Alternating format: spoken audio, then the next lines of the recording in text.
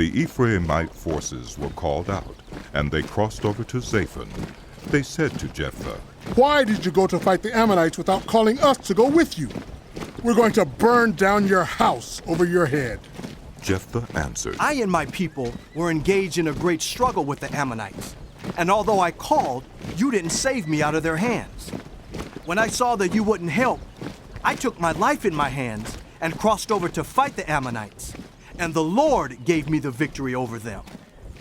Now why have you come up today to fight me? Jephthah then called together the men of Gilead and fought against Ephraim. The Gileadites struck them down, because the Ephraimites had said, "You Gileadites are renegades from Ephraim and Manasseh." The Gileadites captured the fords of the Jordan leading to Ephraim.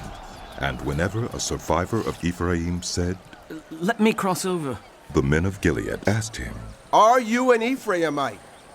If he replied, "No." they said, All right, say Shibboleth. if he said, Sibboleth. because he could not pronounce the word correctly, they seized him and killed him at the fords of the Jordan.